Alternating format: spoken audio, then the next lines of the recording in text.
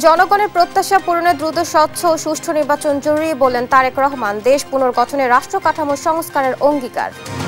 নির্বাচনের মাধ্যমে বাংলাদেশ জাতীয়তাবাদী দল এই দেশের মানুষের সমর্থন নিয়ে সরকার গঠনে সক্ষম হলে একটি রাজনৈতিক দল হিসাবে আমাদের সবচাইতে প্রথম এবং সবচাইতে জরুরি, সবচাইতে মূল্যবান কাজ হচ্ছে দেশকে পুনর্গঠন করা।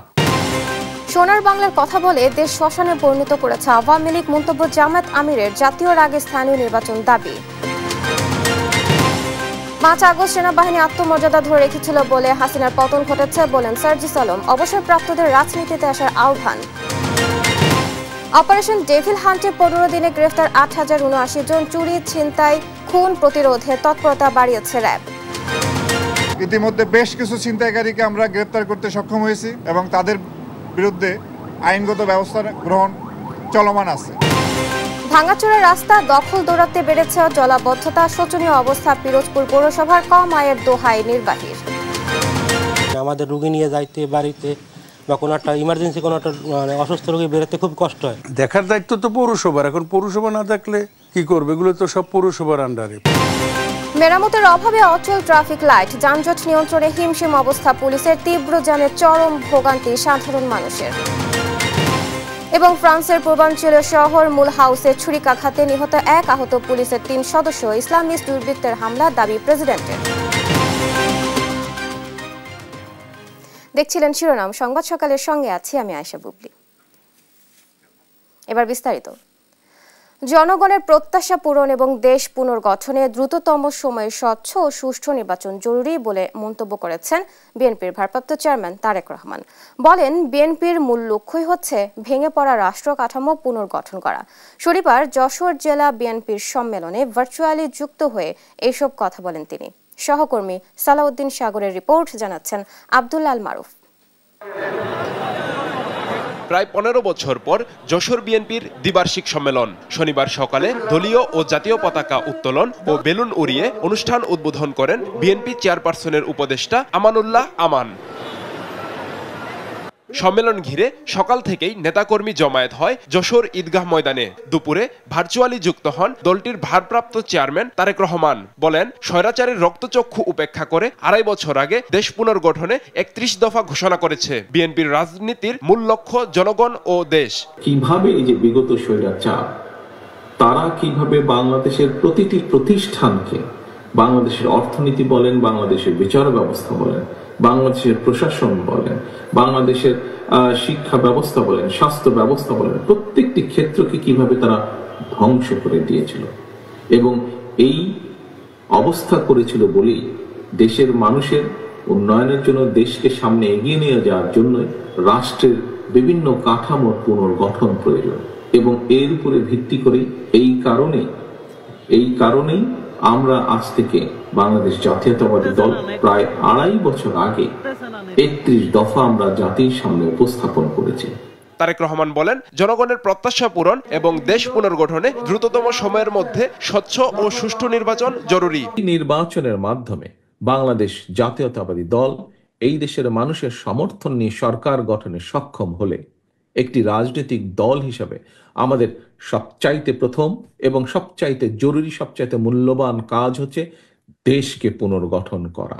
রাজনৈতিকভাবে হোক, যে কোনো দৃষ্টিকোণ থেকেই হোক না কেন, যা গ্রহণযোগ্য নয় তাকে আমরা সমর্থন দেই না, তার বিরুদ্ধে আমরা ব্যবস্থা গ্রহণ করি। এটি অন্য রাজনৈতিক দলের সাথে বাংলাদেশ জাতীয়তাবাদী দলের পার্থক্য। বিভ্রান্ত হয়ে অনৈতিক কাজে জড়িয়ে পড়া নেতাকর্মীর বিরুদ্ধে ব্যবস্থা নেওয়া হয়েছে জানিয়ে বিএনপির বিরুদ্ধে কারো অপপ্রচারে বিভ্রান্ত না হওয়ার আহ্বান জানান তারেক রহমান। ধন্যবাদ। এবার সম্মেলনে কাউন্সিলরদের প্রত্যক্ষ ভোটে নির্ধারণ করা হবে জেলা বিএনপির নতুন নেতৃত্ব। নিউজ ডেস্ক, দেশ টিভি। ফ্যাসিস্ট পতনের পর নতুন বাংলাদেশ বিনির্মাণে সবার আন্তরিক হওয়া উচিত বলে মন্তব্য করেন বিএনপি মহাসচিব মির্জা ফখরুল ইসলাম আলমগীর। বলেন, নতুন বাংলাদেশ নির্মাণে নতুনরা অবদান রাখলেও প্রবীণদের অবদানও ভুলে যাওয়া যাবে না।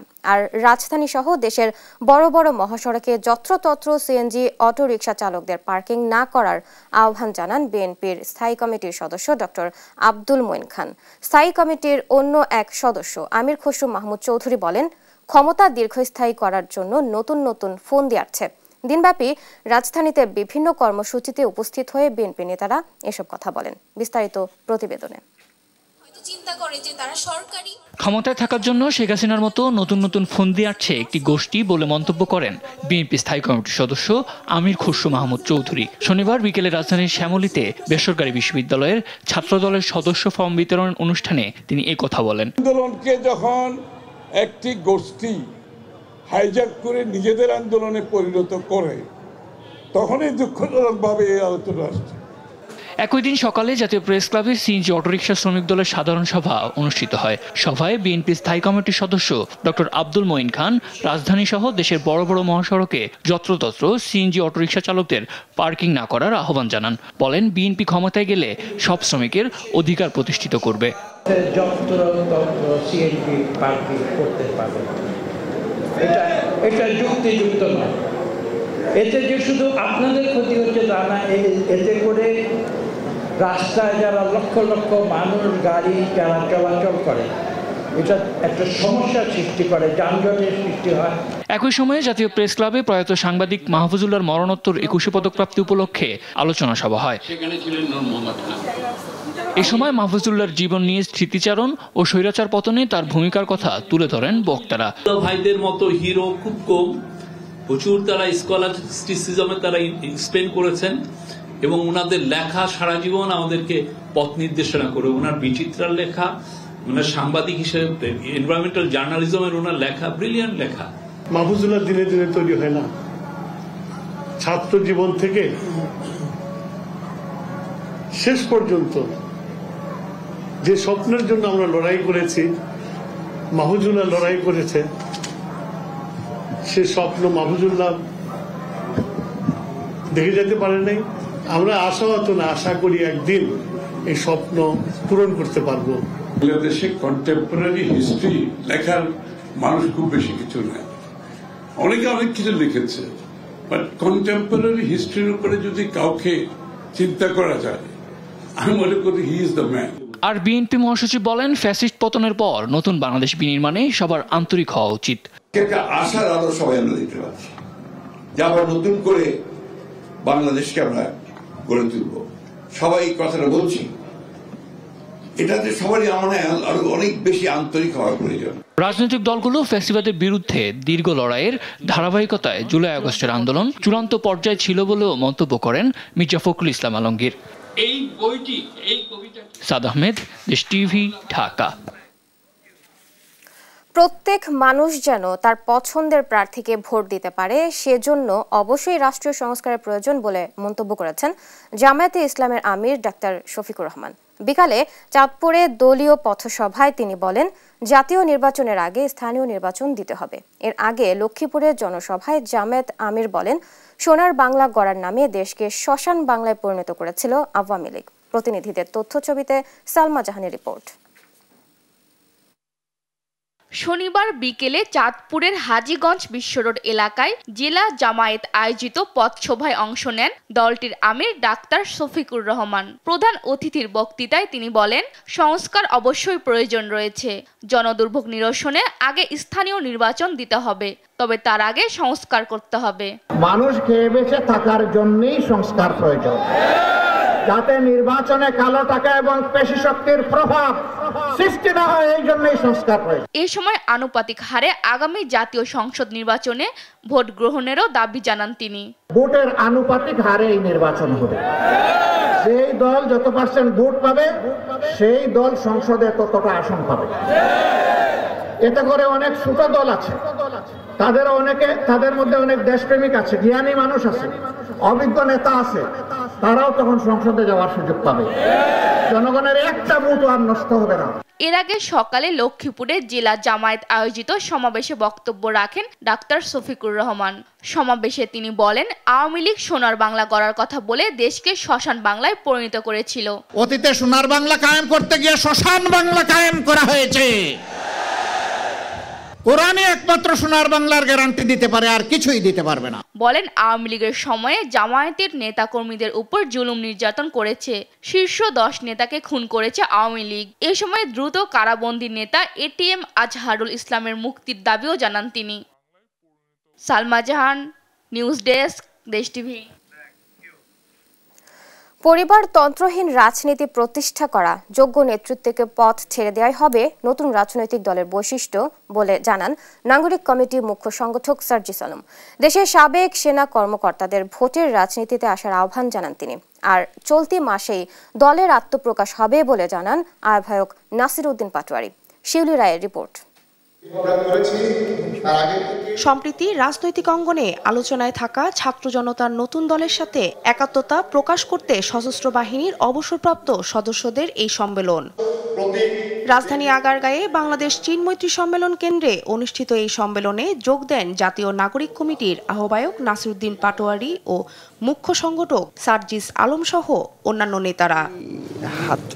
অনুষ্ঠানে অবসরপ্রাপ্ত সশস্ত্র বাহিনী সদস্যরা ছাত্র জনতার নতুন দলে যোগ দিয়ে নতুন বাংলাদেশ করার প্রত্যয় ব্যক্ত করেন। এই সময় বিএনপি সহ অন্যান্য রাজনৈতিক দলের সমালোচনা করে বক্তারা। তার করাল রূপ নিয়ে আমাদের উপরে জেঁকে বসেছিল, আমাদের বাক স্বাধীনতা হরণ করেছিল। এটা আমরা বুঝতে পারি নাই, আমরা তো তখন চাকরিতে ব্যস্ত, কিন্তু স্টুডেন্টরা ঠিকই বুঝতে পেরেছে।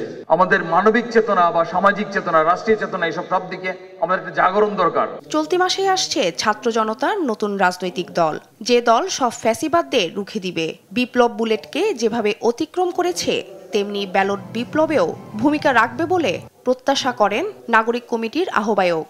আমরা একটি নতুন রাজনৈতিক বন্দোবস্ত চাই, আর এই নতুন রাজনৈতিক বন্দোবস্তকে সৃষ্টি করার জন্য আমাদেরকে একটি নতুন সংবিধান সৃষ্টি করতে হবে।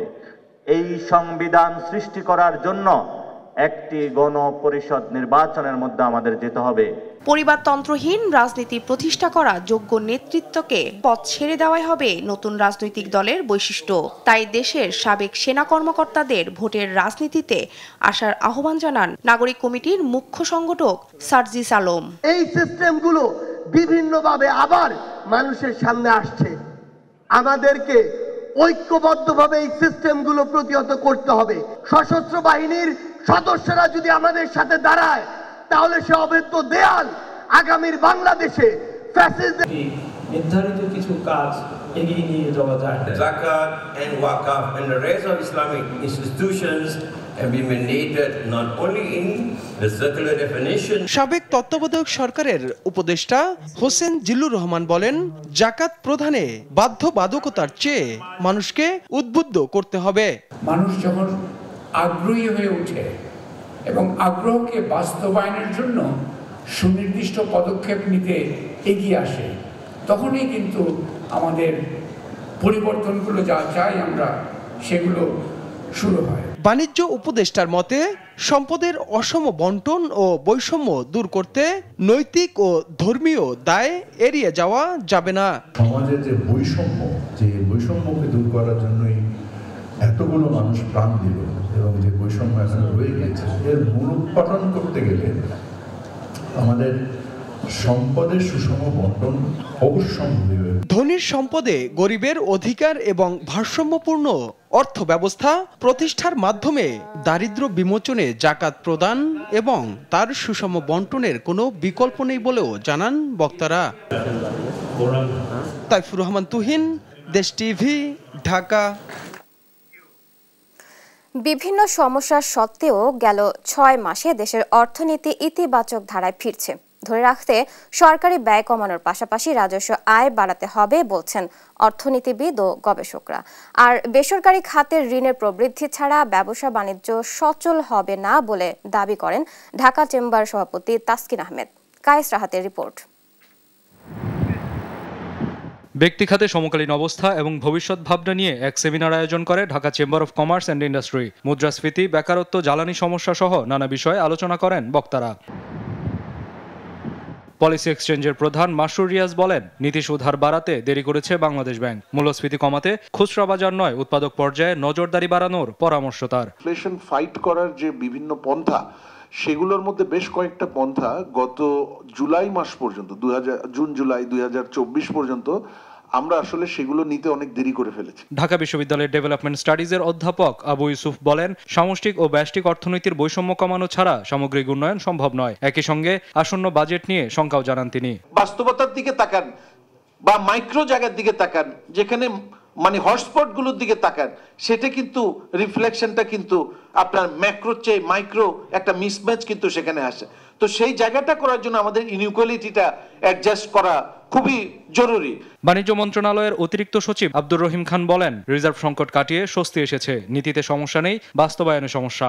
পলিসি ইজ দেয়ার, কিন্তু সমস্যাটা হচ্ছে যে আমাদের ইমপ্লিমেন্টেশনে বোধহয় আমরা কোথাও একটা মিসিং লিংক আছে, যে কারণে আমরা বেনিফিটটা ওইভাবে পাচ্ছি না। এ সময় সার্বিক উন্নয়নে কাঁচামাল রপ্তানির পরিবর্তে তৈরি করা পণ্য রপ্তানির প্রতি জোর দেন আলোচকরা। একই সঙ্গে অর্থনৈতিক শ্বেতপত্র সহ বিভিন্ন কমিশনের দেয়া সুপারিশ বাস্তবায়নেরও তাগিদ দেন তারা। কায়েস রাহাত, দেশ টিভি, ঢাকা।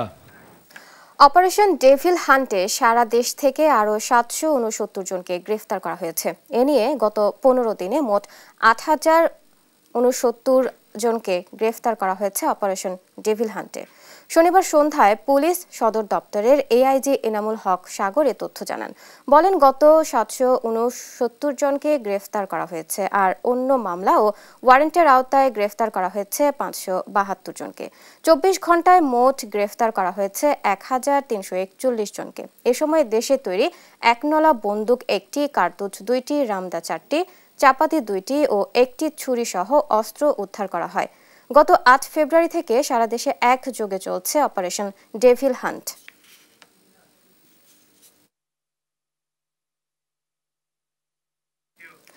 এদিকে দেশ জুড়ে চুরি, ছিনতাই সহ অন্যান্য অপরাধ রোধে র্যাব তৎপরতা বাড়িয়েছে বলে জানিয়েছেন র্যাব মহাপরিচালক AKM শহীদুর রহমান। অপরাধ দমনে অন্যান্য আইনশৃঙ্খলা রক্ষাকারী বাহিনীর সঙ্গে র্যাবও দেশের বিভিন্ন অঞ্চলে অভিযান চালিয়ে যাচ্ছেন বলে জানান তিনি। শনিবার দিবাগত রাত রাজধানীর মহাসড়কে র্যাবের টহল ও চেকপোস্ট পরিদর্শন শেষে সাংবাদিকদের এসব কথা বলেন তিনি। সোলাইমান স্বপনের ক্যামেরায় NI নাহিদের প্রতিবেদন। গভীর রাতে রাজধানীর যাত্রাবাড়ির মাতুয়ালি মহাসড়কে তল্লাশিতে নামে র্যাব। টহল ও চেকপোস্ট পরিদর্শন করতে আসেন র্যাবের মহাপরিচালক AKM শহীদুর রহমান। এই সময় মহাসড়কে মোটরসাইকেল, প্রাইভেট কার, মাইক্রোবাস, ট্রাকের কাগজপত্র যাচাই ও যানবাহন তল্লাশি করা হয়। এমন কার্যক্রমে সন্তোষ প্রকাশ করে দেশজুড়ে নিরাপত্তা ব্যবস্থা আরও জোরদারের দাবি জানান সাধারণ মানুষ। জনগণের জন্য ভালো হবে, আমার দেশের জন্য ভালো হবে, সবার জন্য ভালো হবে আর কি। এটা মানে আইনশৃঙ্খলা বাহিনী যাতে আরও তৎপর থাকে, জনগণ যাতে নিরাপত্তা দিতে পারে। আমরা যারা সিটিজেন, যারা রাত্রেবেলা ট্রাভেল করে লেটছে, আমি এখন এখান থেকে এখানে যাওয়ার নিরাপত্তা পাই না। ওনাদের এই ইনিশিয়েটিভটার জন্য আমরা সেফটি ফিল করতে পারি। নাগরিক হিসাবে আমরা স্যাটিসফাইড ওনাদের এই কার্যক্রম নিয়ে। মানে আমাদের টেনশনটা মুক্ত থাকে যে আমরা বাসায় যাব বা কোনো যদি বিপদ হয় বা কোনো কিছু হয়, তাহলে ওনারা যদি আমাদের পাশে থাকে তাহলে আমাদের জন্য খুব ভালো হয়। দেশের আইন শৃঙ্খলা পরিস্থিতি স্বাভাবিক না হওয়া পর্যন্ত এ কার্যক্রম চলমান থাকবে বলে জানান র্যাবের মহাপরিচালক AKM শহীদুর রহমান। আমরা আমাদের ব্যাটালিয়নের যে আপনার টহল, সেই টহল আমরা বৃদ্ধি করেছি, চেকপোস্ট বৃদ্ধি করেছি এবং আইন শৃঙ্খলা রক্ষাকারী বাহিনীর সাথে সমন্বয় রেখে পুলিশ, ঢাকা মেট্রোপলিটন পুলিশ এবং অন্যান্য মেট্রো পুলিশের সাথে সমন্বয় রেখে আমরা আমাদের গ্রেপ্তার অভিযান জোরদার করেছি। এই অপরাধগুলি সাম্প্রতিককালে বৃদ্ধি পেয়েছে। এইগুলিকে নির্মূল করার জন্য, এই অপরাধীদের গ্রেপ্তার করে তাদের আইনের আওতায় নেওয়ার জন্য আমরা আমাদের কার্যক্রম জোরদার করেছি এবং ইনশাআল্লাহ সামনে হয়তো এই পরিস্থিতি আমাদের নিয়ন্ত্রণে আসবে। এই সময় তিনি জনগণকে আইন হাতে তুলে না নেওয়ার আহ্বান জানান। NI নাহিদ, দেশ টিভি, ঢাকা। সংস্কার কার্যক্রমে বিচার বিভাগ সর্বোচ্চ আদালতের নেতৃত্বে একটি অগ্রগামী ভূমিকা পালন করেছে বলে মন্তব্য করেছেন প্রধান বিচারপতি সৈয়দ রেফাত আহমেদ। শনিবার দুপুরে ময়মনসিংহ জেলা পরিষদের ভাষা শহীদ আব্দুল জব্বার মিলনায়তনে আয়োজিত বিচার বিভাগের স্বাধীনতা ও দক্ষতা বিষয়ক আঞ্চলিক সেমিনারে প্রধান অতিথির বক্তব্যে তিনি এই কথা বলেন। প্রধান বিচারপতি বলেন, বিচার বিভাগের বিস্তৃতি এবং খাত ভিত্তিক সংস্কার প্রস্তাবসমূহ প্রয়োজন অনুযায়ী সংশ্লিষ্ট সংস্কার কমিশনারগুলোর সাথে ভাগাভাগি করা হয়েছে এবং প্রস্তাবগুলো প্রতিফলিত হয়েছে।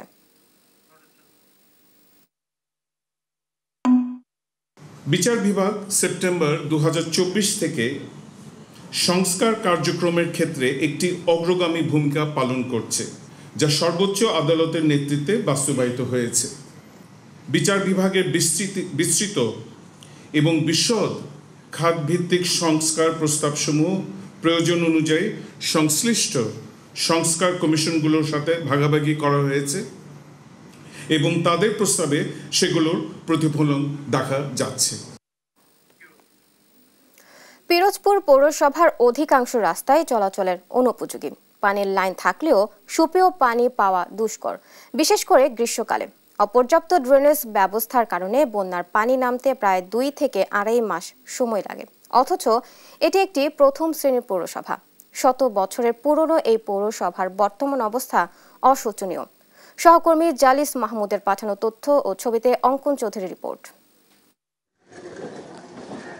পিরোজপুর পৌরসভার যাত্রা শুরু করে 1885 সালে। 1990 সালে প্রথম শ্রেণীর মর্যাদা পায় এটি।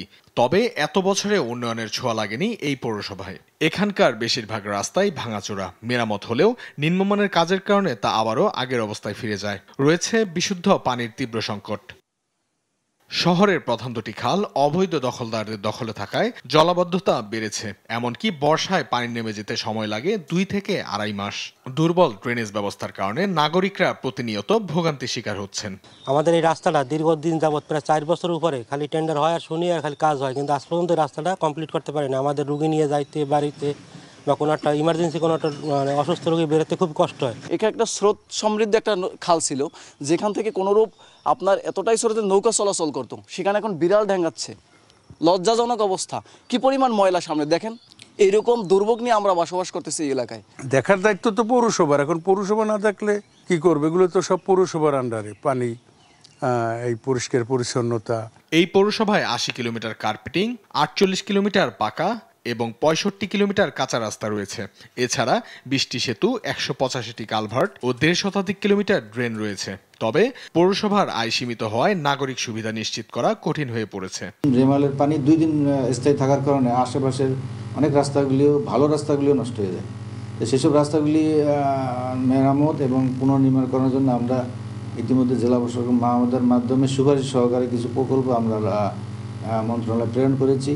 আশা করি এইসব প্রকল্প যদি অনুমোদন হয়ে যায় তাহলে ইনশাল্লাহ পৌরসভার শহর এবং শহরতলির রাস্তাগুলি ভালো হয়ে যাবে ইনশাল্লাহ। পিরোজপুর পৌরসভা এলাকায় 120 কিলোমিটারের বেশি খাল থাকলেও এর বড় অংশ দখলদারদের কবলে। দ্রুত সংকট নিরসন করে জনবান্ধব পৌরসভা গড়ে তোলার দাবি বাসিন্দাদের। নিউজ ডেস্ক, দেশ টিভি। 90 দশকে ময়মনসিংহে যানজট নিয়ন্ত্রণে শহরের বিভিন্ন পয়েন্টে স্থাপন করা হয় ট্রাফিক সিগন্যাল লাইট। তবে রক্ষণাবেক্ষণের অভাবে ডিজিটাল যুগে এসে তা পরিণত হয়েছে অ্যানালগে। আর এর ফলে নিয়ন্ত্রণ করা সম্ভব হচ্ছে না নগরীর যানজট ও যানবাহন। সহকর্মী ইলিয়াসের পাঠানো তথ্য ছবিতে রিপোর্ট জানাচ্ছেন সালমা জাহান। হাতের ইশারা, লাঠির আঘাত এবং বাঁশির হুইসেলে যানজট নিয়ন্ত্রণের চেষ্টা ট্রাফিক পুলিশ সদস্যের। রোদ বৃষ্টি উপেক্ষা করে দিনের পর দিন ময়মনসিংহের মোড়ে মোড়ে এভাবে যানবাহন নিয়ন্ত্রণ করা হয়। দৈনিক 30 থেকে 40 হাজার যান নিয়ন্ত্রণে হিমশিম খেতে হয় ট্রাফিক পুলিশকে। আমাদের অনেক কষ্ট হয়, সিগন্যাল ধরতে হাতে সবকিছু আমাদের হাতে করতে হয়। লাইটগুলো থাকলে তারা অনুমান সিগন্যালের লাইট নীল বাতি জ্বলবে, তখন তারা নিজেরাই থামায়। যদিও 90 দশকে যানজট নিয়ন্ত্রণে শহরের বিভিন্ন পয়েন্টে স্থাপন করা হয় ট্রাফিক সিগন্যাল লাইট, রক্ষণাবেক্ষণের অভাবে সেগুলো এখন বিলুপ্তির পথে। ফলে শহরে সৃষ্টি হচ্ছে তীব্র যানজট, ভোগান্তিতে সাধারণ মানুষ। লাইটগুলো এগুলো জ্বলে না, এগুলো যদি জ্বলতো তাহলে আমরা ট্রাফিকে ঠিক মতন গাড়ি ঘোড়া চালাইতে পারতাম। 15 বছর ধরে গাড়ি ঘোড়া চালাইতেছি, রিক্সা চালাইতেছি, কখনো এই লাইটগুলো জ্বলতে দেখি নাই। সিগন্যালগুলো যদি সচল থাকতো তাহলে এই ট্রাফিক ইনচার্জ যারা আছে এখানে দায়িত্বরত থাকে তাদের কাজ করতে সুবিধা হতো, যাত্রীরাও সিগন্যাল দেখে রাস্তা পারাপার করতে পারতো। সিটি কর্পোরেশন এবং সড়ক ও জনপথ বিভাগের উদ্যোগে ট্রাফিক সিগন্যাল ডিজিটালাইজেশন করা হলে তা যানজট নিয়ন্ত্রণে ইতিবাচক হবে বলে বলছেন পুলিশের এই কর্মকর্তা। সিটি কর্পোরেশন এবং রোশন হাইওয়েজের পক্ষ থেকে যৌথ সমন্বয়ে যদি একটি উদ্যোগ নেওয়া হয় পুরো শহরে ডিজিটাল সিগন্যালের সিস্টেম তৈরি করার, তাহলে আমাদের ট্রাফিক ব্যবস্থাপনার উপরে সেটার ইতিবাচক প্রভাব থাকবে নিশ্চয়ই। অচিরেই অকেজো ট্রাফিক সিগন্যাল লাইটগুলো মেরামতে উদ্যোগের কথা জানিয়েছেন সংশ্লিষ্ট কর্মকর্তারা। সম্মানিতভাবে প্রয়োজন মনে হয় বা যদি সড়ক বিভাগ এই ব্যাপারে যদি করতে হয়, তাহলে আমরা এটা প্রয়োজনীয় মতামতের জন্য বা প্রয়োজনীয় সিদ্ধান্তের জন্য আমরা ঊর্ধ্বতন কর্তৃপক্ষ বরাবর প্রেরণ করব। এইটা তো আমারও নজরে আপনি আজকে আনলেন, এটা ঠিক করে ফেলবো। দেখা যাক, আপনি নজরে আনছেন, জরুরি ভিত্তিতে ঠিক করে ফেলবো। নগরীতে অসহনীয় যানজট নিয়ন্ত্রণে প্রতিদিন ট্রাফিক পুলিশের 120 জন সদস্য ও 80 জন শিক্ষার্থী কাজ করছেন। নিউজ ডেস্ক, দেশ টিভি। পবিত্র রমজান সামনে রেখে বিশ্বের অনেক দেশে খাদ্যপণ্যের দাম কমলেও বাংলাদেশে দেখা যায় বিপরীত চিত্র। রমজান আসলেই কিছু অসাধু ব্যবসায়ী পণ্য সামগ্রীর দাম বাড়িয়ে দেয়, এতে ভোগান্তিতে পড়েন নিম্ন আয়ের মানুষ। তবে এসব ব্যবসায়ীর মাঝেও আছে ব্যতিক্রম, তেমনি একজন চাঁদপুরের শাহ আলম। পবিত্র মাহে রমজানের সম্মানে বিনা লাভে পণ্য বিক্রি করছেন তিনি। শরীফ আহমেদের রিপোর্ট, জানাচ্ছেন তারেক মাহমুদ সুজন।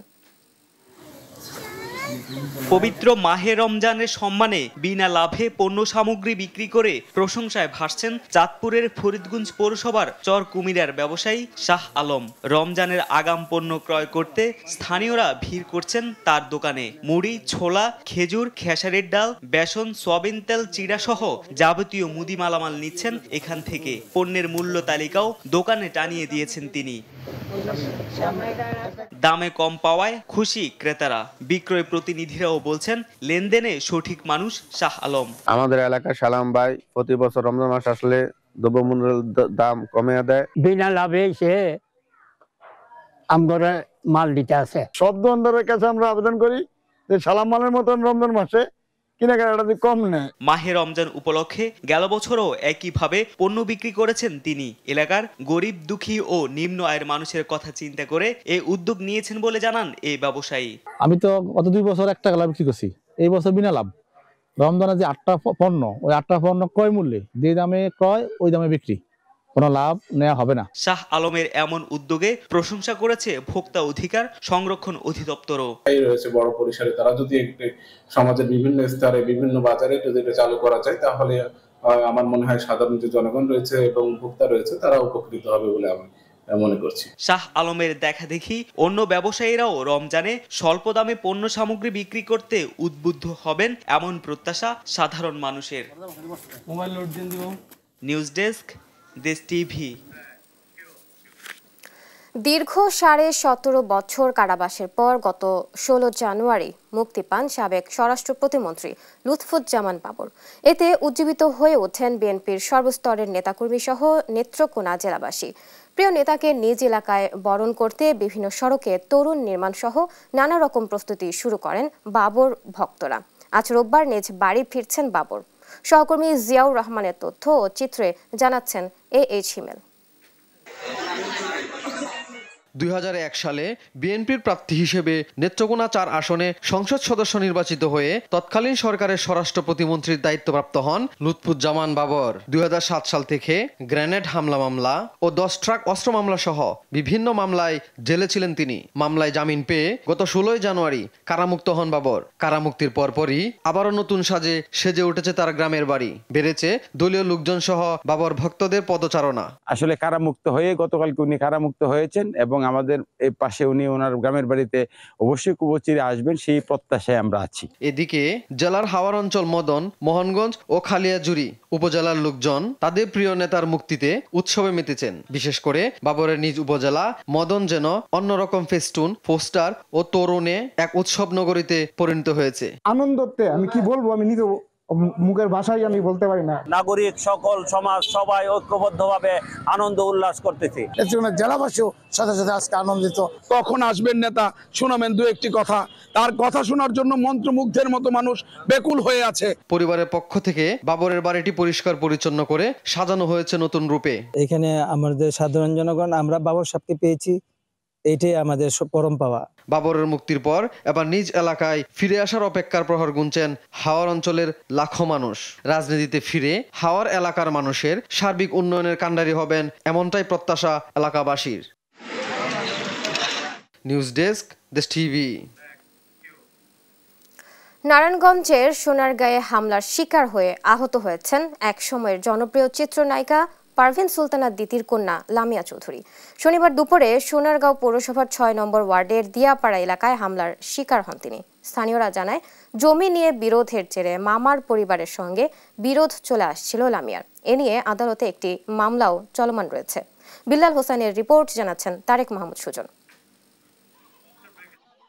নারায়ণগঞ্জের সোনারগাঁয়ে হামলার শিকার হয়ে আহত হয়েছেন এক সময়ের জনপ্রিয় চিত্রনায়িকা পারভিন সুলতানা দিতির কন্যা লামিয়া চৌধুরী। শনিবার দুপুরে সোনারগাঁও পৌরসভার ৬ নম্বর ওয়ার্ডের দিয়াপাড়া এলাকায় হামলার শিকার হন তিনি। দিদির কন্যা লামিয়া জানান, বাবা মা মারা যাওয়ার পর মায়ের রেখে যাওয়া সম্পত্তি ভোগ করতে পারছেন না তিনি। আমাকে বুদ্ধি দেওয়ার আমার লাইফে আমার একটা মুরব্বি নাই, আমার বাবা মা নাই, এবং ট্রাস্ট করার মতো একটা মানুষ আমার সাথে নাই। নিজের বুদ্ধিতে আমি যা পারি করি, নিজের বুদ্ধিতে এত বছর পর্যন্ত আমি আমার কোনোভাবে যা পারি আমি ধরে রেখেছি। বাবা মা জায়গা জমি অনেক কিছু রেখে দিয়ে গেছে, ভোগ করতে পারি না কিছু। আমি এই বাসাটাতে থাকি, এই বাসাটাই আমার পাওয়ারে আছে। এর বাইরে আমার কোনো জায়গা থেকে, কোনো বিল্ডিং থেকে, মানে আমি যেটা আমার পাওয়ার কথা এগুলো আমরা কিছু পাই না। আর এটা আমি ফাইটও দিতে পারি না, কারণ আমি একা মেয়ে, আমি এগুলো তো শিখিও না। আমার বাবা মা আমাকে অন্যভাবে বড় করেছে, আমাদেরকে যেভাবে করে বড় করেছে, আমি তো গুন্ডামি শিখি নাই। প্রায় ৯ বছর আগে মারা যান লামিয়ার মামা টিপু সুলতান। তবে তার পরিবারের সাথে অভিনেত্রী দিতির কেনা জমি নিয়ে লামিয়ার সঙ্গে বিরোধ চলে আসছিল। এ নিয়ে আদালতে একটি মামলাও চলমান রয়েছে। এ নিয়ে শনিবার মামার বাড়িতে সালিশ বসানো হয়। ওই সময় উভয় পক্ষের মধ্যে উত্তেজনা তৈরি হয়। এক পর্যায়ে দুই পক্ষই হাতাহাতিতে জড়ান। তখন লামিয়ার গাড়ি ভাঙচুর করা হয়। সালিসের এক পর্যায়ে হামলা করা হয় লামিয়ার উপরও। তার মার চাইছিল, ঈদ দিয়ে ইয়ে করছে, সে পাও এই ইয়েতে অনেক আঘাত পাইছে, পাও ফুলে গেছে। ওর গাড়ি ভাঙচুর করছে, ওর গ্লাস ভেঙে ফেলাইছে গাড়ির। তারপর অনেক রকমের হামলা, অনেক কিছু হয়েছে এখানে। হামলার ঘটনায় তদন্ত চলছে বলে জানায় পুলিশ। মাঝখানে উত্তেজনা হয়, উত্তেজনা হওয়ার পরে ওই ঘটনাস্থল ত্যাগ করার সময় তার গাড়িতে কি হয়, ওই পক্ষ ইট বা নিক্ষেপ করে, বুঝছেন, গাড়ি ক্ষয়ক্ষতি হয়। চিত্রনায়িকা দিতির কন্যার উপর হামলার ঘটনায় জড়িতদের শাস্তির দাবি জানান স্থানীয়রা। নিউজ ডেস্ক, দেশ টিভি।